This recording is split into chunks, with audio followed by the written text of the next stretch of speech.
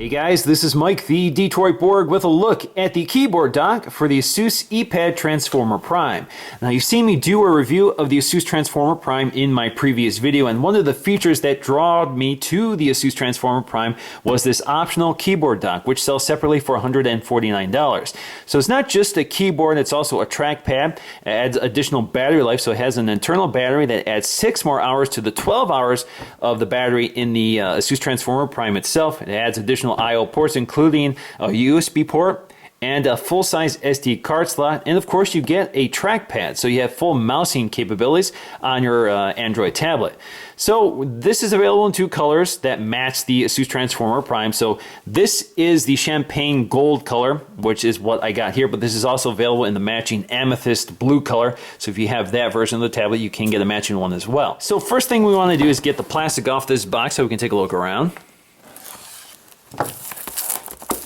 Alright, so let's just lift the lid. And there is the keyboard dock. So we have a little plastic tab here to pull the dock out of its packaging. Pretty nice. Before we look at that, let's see what we get inside the box. So we have another packet of literature here. So again, a little instruction manual, user's manual. Probably going to tell you how to install this. We also have a microfiber cleaning cloth. And that's all there is to it, so let's get to the dock itself. Alright, so let's go ahead and peel the plastic off. We have all these tabs here, so this basically should come off like an envelope.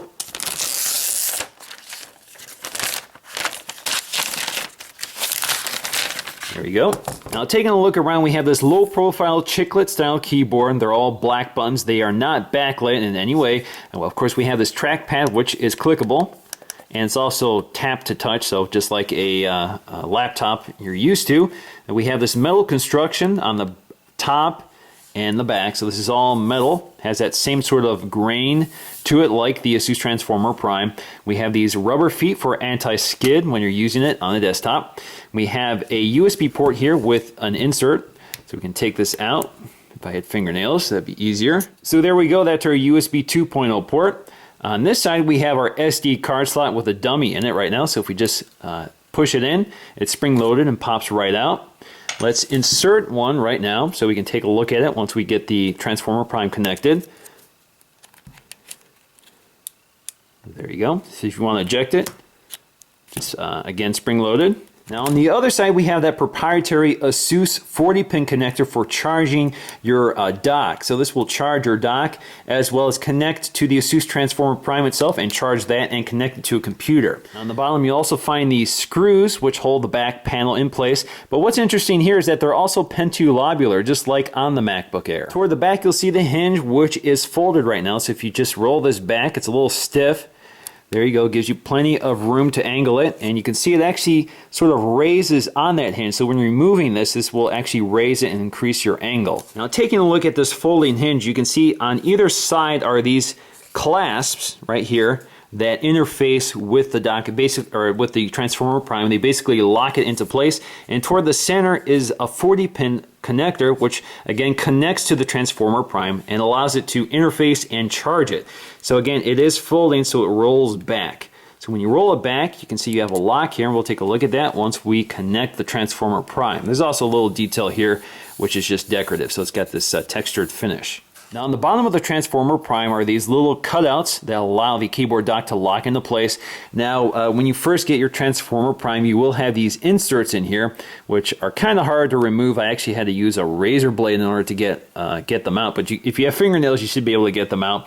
And you also have your dock connector here. So in order to interface, or in order to connect this, all you have to do is drop it into place. Now in order to help you line it up, they do include these little arrows here, so you just have to line it up and snap it into place, and you can see it has locked into place. Now in order to release the keyboard, all you have to do is slide this to the left and pull up. Now with the keyboard installed, we can take a look around, and if we look in profile, you can see it's actually pretty thin. It's kind of like a Ultrabook. Maybe not as thin as an Ultrabook or not as thin as a MacBook Air, which we'll compare to in just a minute, but it's still pretty portable and pretty lightweight. Certainly that hinge adds some thickness to it. But as you can see, when you've closed it, it does put the tablet to sleep, so in order to wake it up, all you have to do is reopen it. There you go, wakes up, close it, goes to sleep. Now when you connect the keyboard dock, you also get another battery indicator. One for the Asus Transformer Prime on the right, and on the left is one for the keyboard dock. So you see I'm about half charged right now. So if I want to charge this, all I have to do is connect the 40-pin connector on the left side. As soon as you connect the keyboard dock, you have a mouse and cursor with this trackpad. And again, this trackpad is click or tap. So for example, if we want to go to Internet Explorer, we can just tap to bring it up. And if we want to use the keyboard, just start typing in. Now this keyboard also has keys specific to Android. So for example, we have the home button, which will take you to the home screen. We have the search button, which will bring you to search. We also have the menu button here. Now this appears to have been designed before Ice Cream Sandwich was launched, because we do not have a recent apps button. On the top row, we have all these function keys, which again are unique to the Asus Transformer Prime. So on the left side, we have a back button here, again, which is unique to Android. We also have the Wi-Fi toggle on and off. We have a Bluetooth on and off. We can toggle the trackpad on and off. We also have screen control, so here we can decrease the brightness of the screen or increase. We can also set it to auto. We also have a screen capture button, which allows you to take a screen grab. We have an internet button, which will bring you to the browser. We have a settings button, which will bring you to settings. And we have our media controls for back, skip, play, pause, forward. We have our volume controls, so mute, volume up, volume down. And we have lock, so this will lock it. Unfortunately, you can't wake it up from this button, so instead you have to go to the physical button on the pad itself. Now you also have some multi-touch with this trackpad, so if you're on the home screen and you use your 2 fingers, you can scroll through your home screens. Or if you're in an app, let's go to my zine, which is my photo gallery here. You can swipe through them.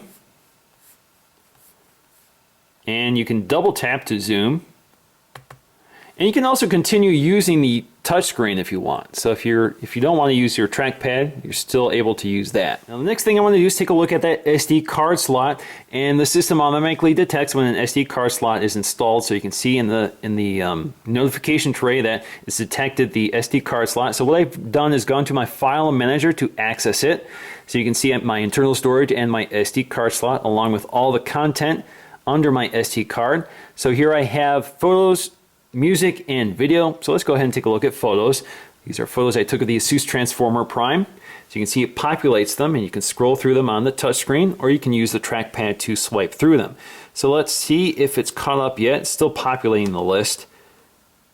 Sometimes you have to wait for that to finish before you can start swiping through. So let's see if it works now. There we go. And we can go back, take a look at some music. And let's go ahead and play a track of Coldplay here. And we're going to use Google Music to play it back. And of course we have our media controls here. Increase volume, decrease it, and mute it. And if we go back to the SD card slot, we can also play video. This is one of my recent videos. What's going on, guys? This is Mike, the Detroit. So we can pause it, play it, and if we want to scrub it, we kind of have to swipe it like that. And the USB connector works the same, so you can either attach a USB thumb drive like this flash drive, or a spinning hard drive like this portable Western Digital. So this is formatted in FAT32, which you need in order for this to work.